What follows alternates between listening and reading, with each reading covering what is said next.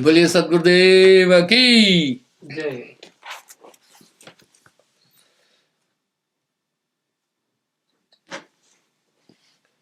शरणागत के खटगुण कहिए, ताका ब्योरा याविद लइए। अब साहब शरणागति भी पूर्ण हो, शरणागति दृढ़ हो,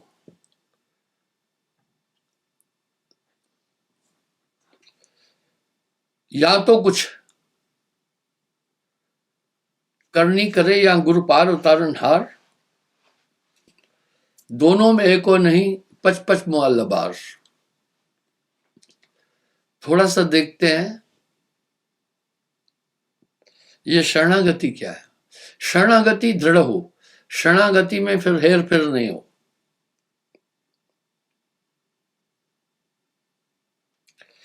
सदगुरु शरण सकल सुखदाई, ताते जीव सतलोक समाई। अगर आप संत काल के उन 32 संतों की वाणी का पूरा अध्ययन और मंथन करेंगे तो पहली बात तो कबीर साहब नजर आ जाएंगे। बिल्कुल जैसे कोई मेरे शब्दों को लेकर प्रवचन कर रहा है तो आप जान जाते हैं कि ये मेरे शब्द हैं।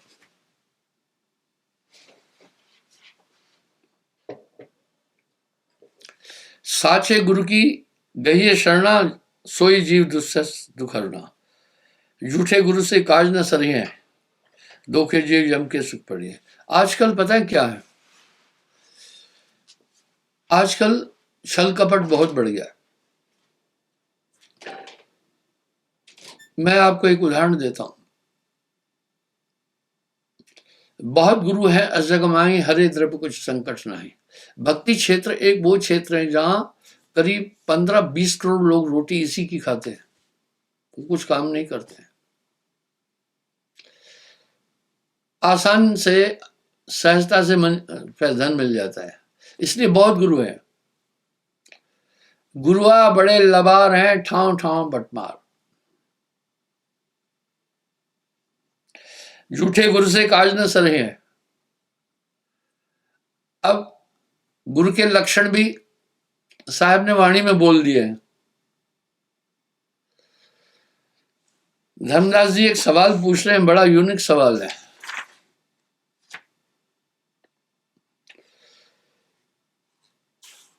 कि गुरुदेव आखिर गुरु की पहचान कैसे करें। पूरी दुनिया तो कहती है भाई हमारा गुरु सच्चा है। साहब उसका भी उदाहरण देते हैं। पहले कह रहे हैं, प्रथम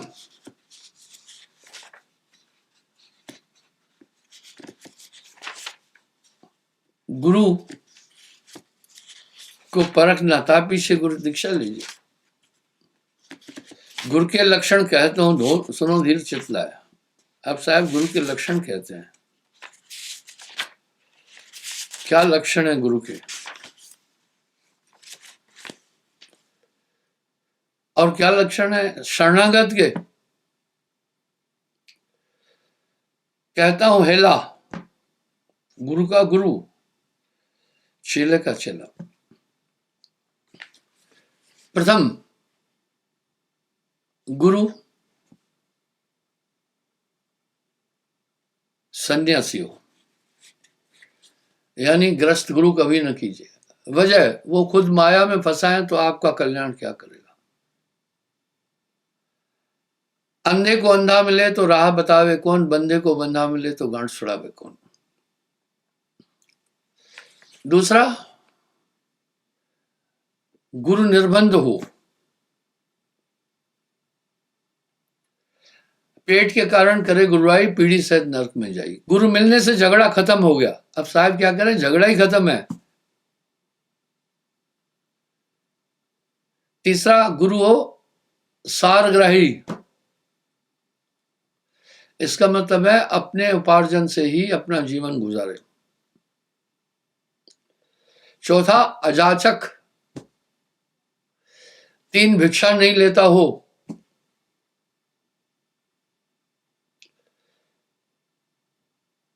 भिक्षा तीन है।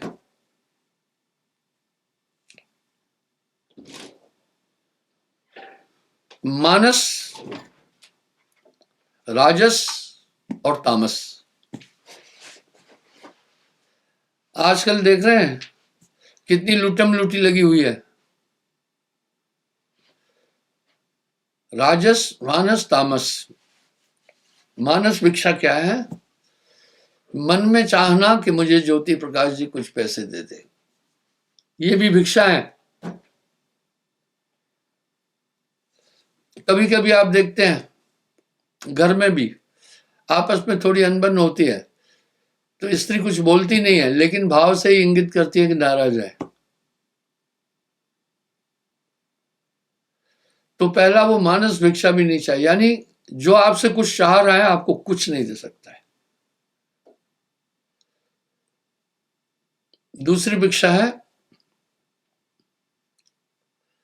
राजस। साहब ने बड़ा अच्छा पता बताया। राजस भिक्षा है कहना भैया हमने गौशाला खोली हुई है, हमें धन दे दो, ये राजस भिक्षा है। हमने बच्चों के लिए विद्यालय खोला है, आप धन दे दीजिए, ये सब राजस भिक्षा है। किसी को बहलाना फुसलाना, दान के लिए विवश करना, ये राजस भिक्षा है। वो गुरु वो भी नहीं लेता हूं। तीसरी तामस, वो गुरु अजाचक हो, ये तीनों भिक्षा न लेने वाला हो। तामस भ्रमित करके पैसा लेना, छल करके पैसा लेना, तुम्हारा ये काम बना देंगे। अरे जब वो काम बना सकता है तो फिर अपना काम बनाए ना पहले। गुरु लोभी शिष लालची दोनों खेले दाव, कहे कबीर कैसे तरे चढ़ पत्थर की नाव। तो बंधुओं वो तामस भिक्षा नहीं ले। काफी लोग देखो भक्ति के नाम से भ्रमित करके भोले भाले लोगों से धन लेते हैं। अब यहां साहब एक तकाजा और तनाजा कर रहे हैं। आप दिया वो दूध बराबर, मांग लिया वो पानी, उसको खून बराबर समझो जिसमें खींचा था नहीं, वो तो खून है। गुरु अजाजक के साथ साथ ये देखना है वो निर्बंधन हो। निर्बंधन का मतलब यह है कोई बंधन में नहीं हो। ये नहीं कि वो जो दान पुण्य का पैसा है घर में लगा रहा है। यहां साहब ने एक तंज कसा है, पेट के कारण करे गुरुआई पीढ़ी सहित नरक में जाई। क्योंकि आमतौर पर दान कौन देता है वो सुनो। आप ये मत सोचना कि बहुत अमीर दान देता है, नहीं नहीं नहीं, अमीर दान नहीं देते हैं। अमीर दान नहीं देते हैं। रियल केसेस होंगे, 2-4% होंगे जो अमीर दान देते हैं। अगर वो दान देता ना, वो धन इकट्ठा नहीं कर सकता था। दूसरा, दान अधिकतर देते हैं गरीब लोग। मुझे दीक्षा देते 52 साल हो गए, मेरा एक अनुभव है। तो अगर वो गरीबों का धन लेकर के अपने घर में लगा रहा है, निजी काम में लगा रहा है, तो साहब ने एक बात कह दी, पीढ़ी सहित नरक में जाई। अकेला नरक में नहीं जाएगा, वो बहुत बड़ा पाप है। वो धन क्यों, गुरु को क्यों 10वां अंश देना बोला है वो भी सुने। एक गुरु और लाखों शिष्य हैं और इतना पैसा देंगे कि ऐसी व्यवस्था क्यों बनाई गई। ये तो साहब भी वाणी में कह रहे हैं 10वां अंश गुरु को दीजिए, जीवन जन्म सफल कर लीजिए। आखिर क्यों है ऐसा? दान का पात्र गुरु ही है और किसी को दान देना ही नहीं है। बिन गुरु नाम जो लेते हैं, बिन गुरु देते दाम दान, बिन गुरु दान हराम है, बूझो वेद पुराण। दान का पात्र गुरु के अलावा कोई भी नहीं है। आप कहेंगे दीन दुखी को दान नहीं दें, उसको भोजन खिलाओ। आजकल मैं आपको एक उदाहरण देता हूं। एक महात्मा था, लंगड़ा बन करके एक आदमी भिक्षा ले रहा था। तो किसी सज्जन ने कहा, अंधे को बहुत बड़ा धन मिलता है, अंधे को लोग बहुत बड़ा पैसा देते हैं। उस भिखारी ने कहा, छोड़ो भाई, मैंने अंधा बन करके 5 साल भिक्षा मांगी थी, लोग खोटे सिक्के देते हैं। कहने का मतलब है वो ना अंधा था ना लंगड़ा था। नाटक नौटंकी है पूरी। आजकल तो यूं भी है, रेड लाइट पर कोई स्त्री देखा, एक नन्हे से बच्चे को लेकर खड़ी है और सबसे भीख मांग रही है। ये भी धोखा है। वो बच्चा किराए पर लाई है, तो इस प्रकार से लेते हैं और वो दान सदुपयोग नहीं करते हैं। निर्बंधन हो, ये नहीं कि वो पूरा दान में आया धन वो लगा दे अपने परिवार के अंदर। आखिर गुरु दान का पात्र क्यों है? ऐसी क्या बात है? साहब साफ साफ बोल रहे हैं, गुरु बिन दान जो देते हैं, बिन गुरु लेते नाम, बिन गुरु दान हराम है, बूझो वेद पुराण। गुरु को दान का पात्र क्यों बता दिया? आओ बताता हूं। यहां ये जमीन मैंने खरीदी, यहां आप बैठे हैं।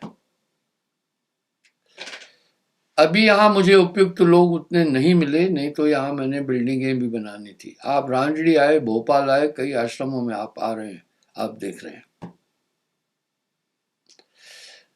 मेरा एक दावा है कि जितनी उत्तम व्यवस्था सत्संगियों के लिए हमारे आश्रम में कहीं नहीं है। और इस कम समय में मैं आप सबके धन से मैंने 425 आश्रम बना दिए हैं।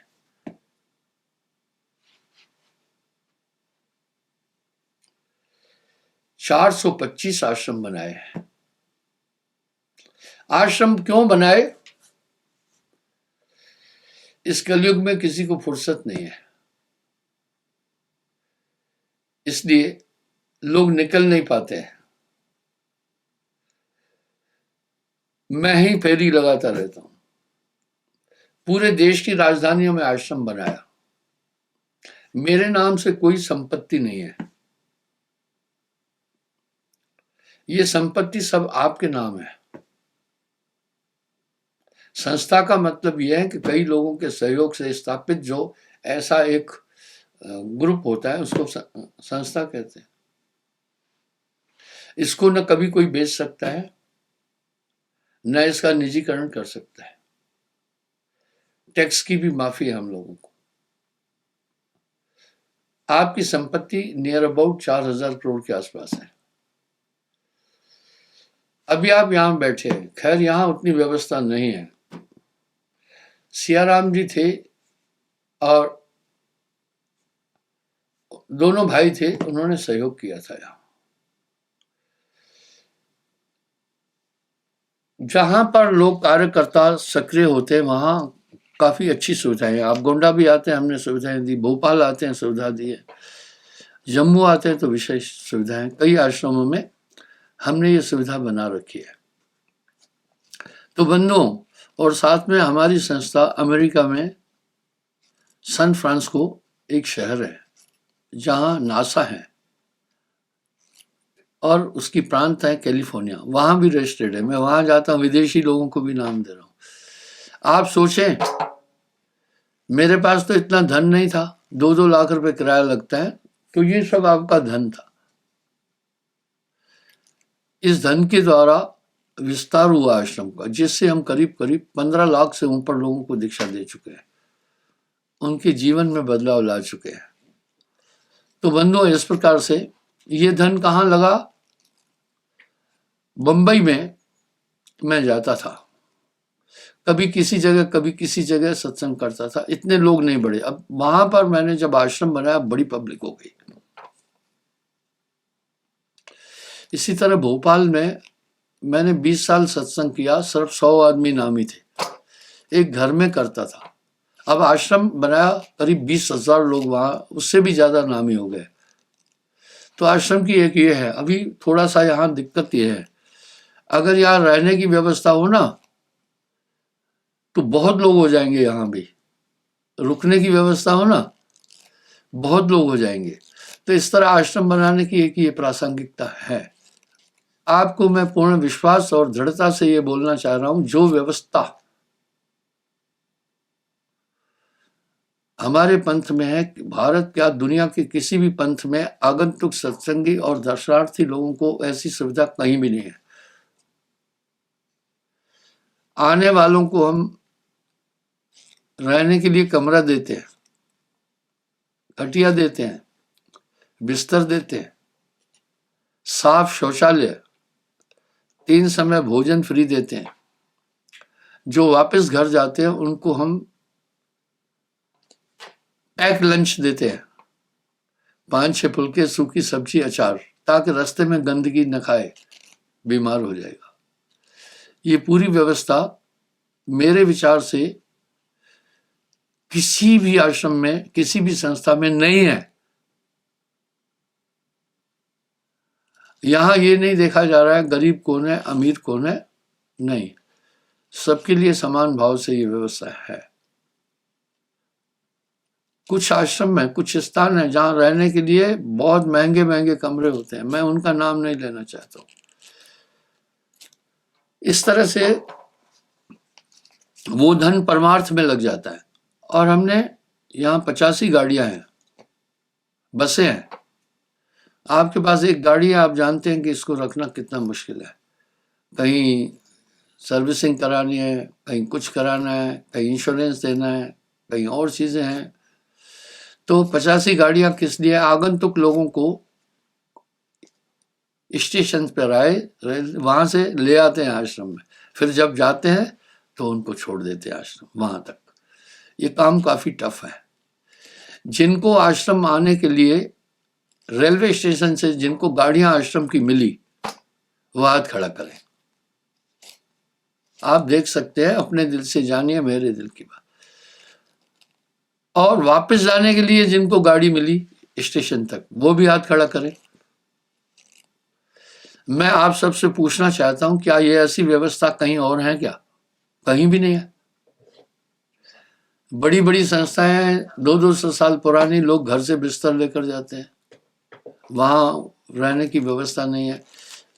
तो गुरु धन के पीछे नहीं दौड़े, वो धन जो आए वो लोगों की सेवा में लगाने वाला हो, इसलिए गुरु निर्बंध होना चाहिए।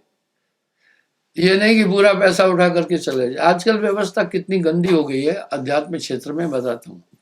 बंदा मर जाता है, शरीर छोड़ देता है, तो स्त्री गद्दी पर बैठ जाती है। बाप शरीर छोड़ देता है तो बेटा वहां पर महंत बन के बैठ जाता है।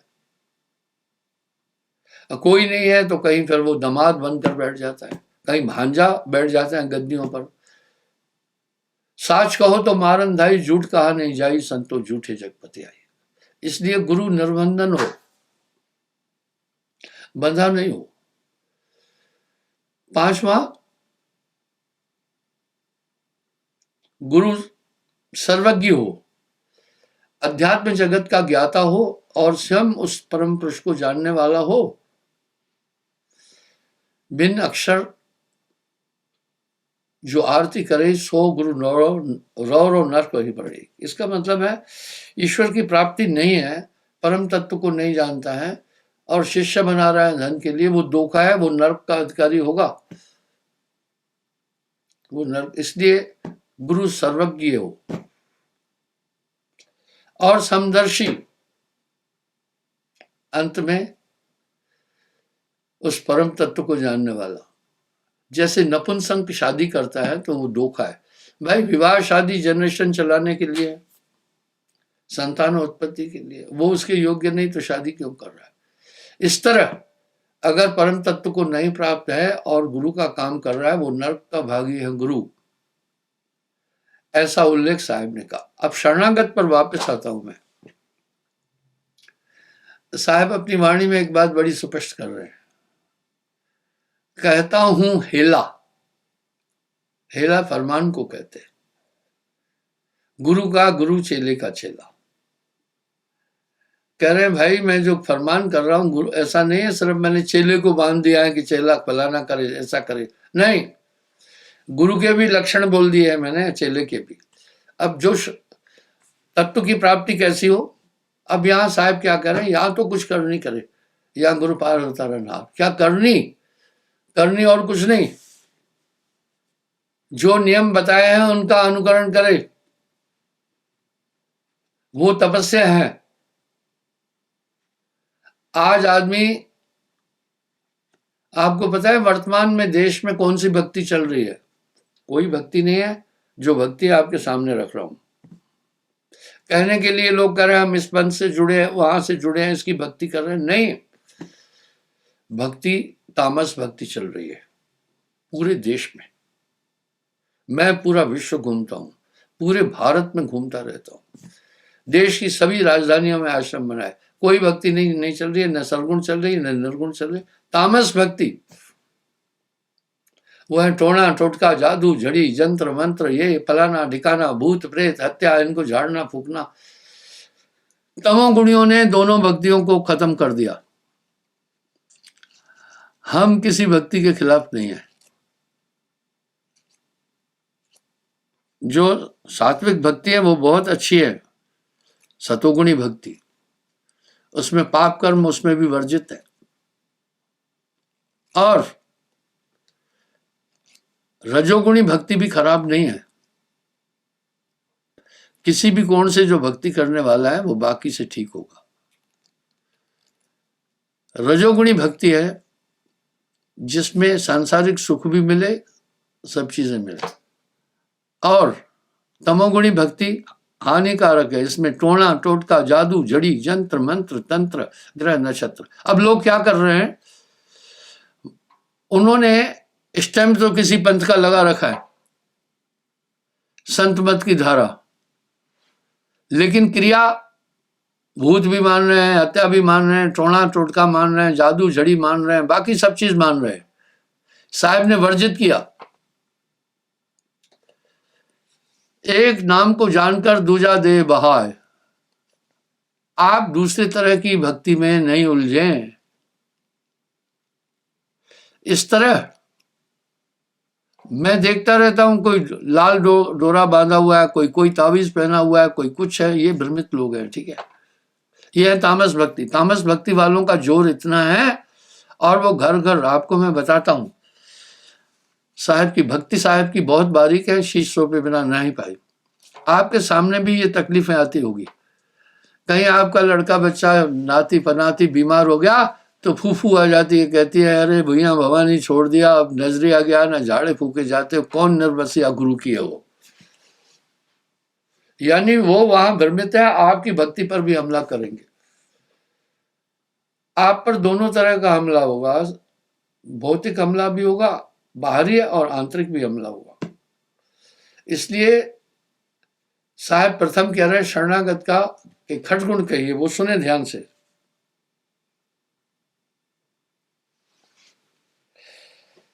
सदगुरु शरण सकल सुखदाई। अब शरणागत कैसी है वो ध्यान से सुने।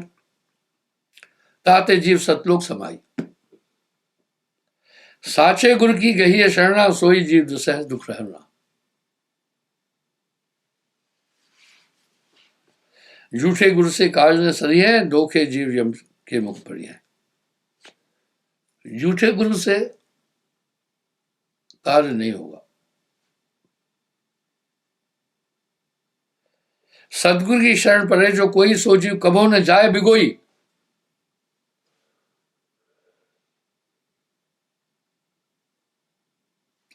स्वान पूछ गए जाए न पारा, बूढ़ भरे भव सागर धारा।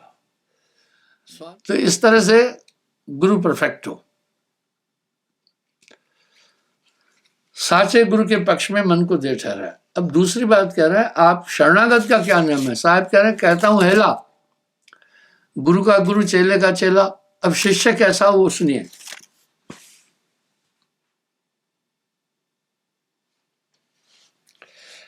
जो सतगुरु की शरण ताकी तय कुछ यतन रहे ना बाकी। भाई शरणागत बहुत बड़ी चीज है। एक छोटा बच्चा है, वो माँ के शरणागत है, माँ पूरा ध्यान रख रही है ना, अरे भोजन छाजन खिलाना है, स्नान कराना है, वो शरणागत है। लेटन पेशाब करना है, माता पूरा पूरा ध्यान रखे।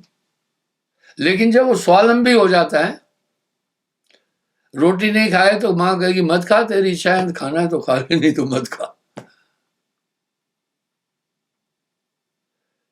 नहाने का भी ऐसा ही कहेगी, भाई नहा लो, नहाना है नहीं नहाना है तू जान। यानी शरणागत में सब गुण आए। शरणागत बहुत बड़ी चीज है, पर शरणागत को भी समझना है ना। सिर्फ कहें साहब जी तेरी शरणागत है ही, इससे काम नहीं चलने वाला है। फिर शरणागत के गुण को अच्छी तरह से धारण करना है।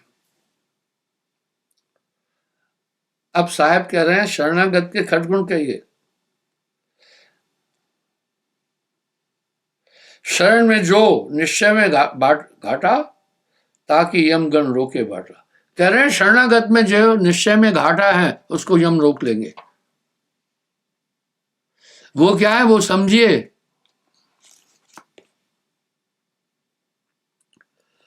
शरणागत फिर पक्की शरणागत होना चाहिए, काम बन जाएगा। खेलना हो तो खेलिए, पक्का होकर खेल, कच्ची सरसों पेर के खली बया ना तेल। जो सदगुरु की शरणागत ताकि तय कुछ यतन करण नहीं बाकी। शरणागत से मामला खत्म है, पार हो जाएगा। ताते शरणागत से परिहरिय, शरणागत ते जीव उभरी हैं। उस शरणागत से सभी चीजें हो जाएगी। शरणागत का सब गुण आवे, ज्ञान भक्ति तह मान समावे। शरण हो जब निश्चय आई, प्रभु मोह दोनों लोग सहाय। ये पक्का भरोसा हो, मुझे पक्का पार करेंगे, पक्का बचाएंगे। कहो कौन से बिन विश्वासा। शरणागत के खटगुण कहिए, ऐसे ताको ब्यौरा लइए। शरणागत के 6 नियम है शिष्य के लिए, जो आपको मैंने बताया कि गुरु के लक्षण इस तरह शिष्य के। प्रथम विधि निषेध निज गुरु की सेवा, द्वितीय साध प्रीत गुरु और सेवा। पहला निषेध, आपको क्या निषेध किया? नामदान के टाइम आपका मेरा एक संपर्क स्थापित हुआ। पहला कहा सत्य बोलना, झूठ मत बोलना। दूसरा मांस नहीं खाना, नर्क के 7 द्वार है, मांस नहीं खाना, किसी भी कीमत में नहीं खाना। कभी कभी मूर्ख लोग कहते हैं अंडा खाओ, मैं कहता हूं अंडे में क्या है? फिर समान औषध नहीं, दूध के समान कोई चीज है ही नहीं। एक संतुलित और पूर्ण भोजन है दूध। इस तरह वो जीव हत्या हो जाती है। और लोग कौन सा अंडा खा रहे हैं? पोल्ट्री फार्म का। इतनी दुर्दशा में बेचारी मुर्गियां वहां रहती हैं, वहीं बीट करती हैं, वहीं फीड करती हैं, सब चीज करती हैं। अधिकतर वो बीमार है। जो उनका बच्चा हुआ, बीमार स्त्री तंदुरुस्त बच्चे को जन्म दे ही नहीं सकती है। It is a poison. अभी तो यूरोपियन और विदेशों में भी वो कह रहे हैं इट इज ए पॉइजन, अंडा एक जहर है। मांसाहारी लोग जानते हैं कभी कभी अंडे खराब हो जाते हैं। कभी कभी क्या होता है उसमें से बच्चा नहीं निकल पाता है, अंदर ही मर जाता है, लोग वो भी अंडा खा जाते हैं। अंडा एक जहर है, इसलिए मांस नहीं खाना। तीसरा फिर मैंने निषेध क्या किया, नशा कोई नहीं करना। नशा करने वाला अपने को बर्बाद नहीं करता, पूरे घर को करेगा। चौथा बोला परिस्त्री गमन नहीं करना, महापाप है ये। निषेध जो है उसको नहीं करना, ऐसे ही नहीं करना। गुरुजी तो आपके शरणागत है, मांस भी खाए, शराब पिए, पाप करे, परिस्त्री गमन करे, फिर साहब की गारंटी नहीं है।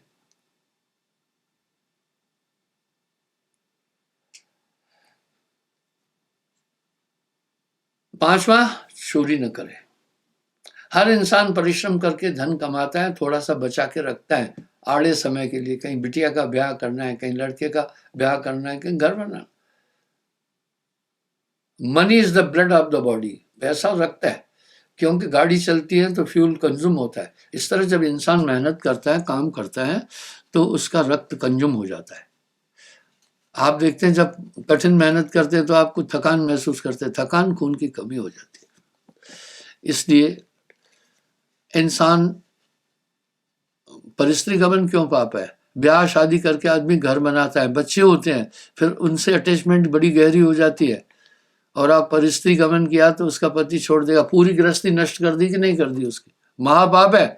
अरे सोचो, जो पदार्थ रानी के पास है, मलमूत्र, वो ही तो रानी के पास भी है। अपनी पत्नी तक सीमित रहना, चोरी न करना। छठा, जुआ नहीं खेलना। महाराजा युधिष्ठिर, राजा नल किस दुर्गति को प्राप्त हुए? धर्म के अवतार युधिष्ठिर अपने भाइयों को, अपनी भार्या पत्नी द्रौपदी को, सबको हार गए। दुर्योधन की क्या हिम्मत थी कि चीरहरण करता वो द्रौपदी का, हार चुके थे। आप देख रहे हैं, जुआ आज न हुआ कल हुआ। कई लोग सुसाइड कर चुके हैं, नेट पर जाकर के ड्रीम 11 फलाना बाकी गेम खेलते हैं, कई बच्चे सुसाइड कर चुके हैं। इसलिए वो नहीं करना। सातवां, हक की कमाई खाना, किसी से छल कपट आदि नहीं खाना करना। इस नियम का पालन कर रहा है, ये तपस्या है। साथ में भजन करता रहे, डरता रहे। भय बिन भक्ति न होए भाई, कोटिन यत्न करे जो कोई। भय करता भय प्रेम गुरु, भय करनी भय सार, डरता रहे वो ऊपरे गाफिल खाता मार। भय रखना। भय क्या रखना? बड़ी मुश्किल से सुरदुर्लभ तन मिला, मरने के बाद 84 लाख योनियां 3 करोड़ साल में कटती है। आप जीव जंतुओं को देखो, कितना दुस्साह जीवन जीते हैं, कितना मुश्किल जीवन है उनका। ये नरचोला बड़ी मुश्किल से मिला। भय रखना। छठा, अच्छा तीसरा, यह निश्चय उर्धारे मोह अध विसर्नाथ मोहतारे। यह विश्वास रखना मुझे पक्का पार करेंगे। चौथे, यह निश्चय मन माई, गुरु तज मोर सहायक नहीं। सदगुरु के अलावा, इष्ट के अलावा हमारा कोई सहायक नहीं है। इष्ट सदगुरु सत्पुरुष है। कैसे दुख संतार रूढ़ा, प्रभु तज और न सहाय ढूंढा। अब ये नहीं है कि बच्चे को थोड़ा पेचिश लग गई, थोड़ी दवा नहीं, फू फू आकर बोली, झाड़ा फूकी कर दो भैया, आप कहें थोड़ी देर चल, फिर पूरा मामला गड़बड़ हो जाएगा। रहमन बिगड़े दूध के, मथे न माखन होए। पंचम, सदगुरु की मूर्ति की ध्याना, ताकि सम्मुख विनती ठाना, हमेशा विनती करते रहना। 7 समुद्र पार आपका बच्चा, भाई या पति है, वो बैठा है और तरंगों द्वारा आप वीडियो में उसको देख लेते हैं, तो आपके ध्यान की तरंगें भी इष्ट तक पहुंच जाती हैं। ठीक है।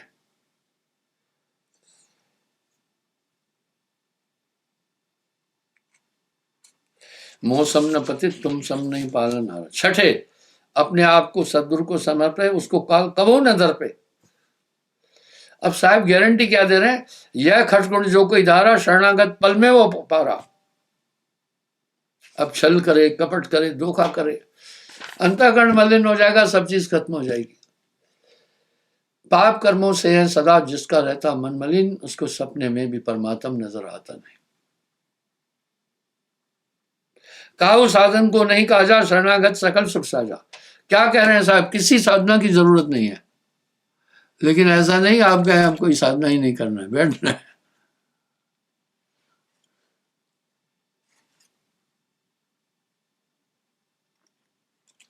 कोई कोई आचार्य ऐसे शरणागत विद भाके जैसे, निष्दिन प्रभु को ध्यान लगा, ये क्षण भर नहीं बिसराए।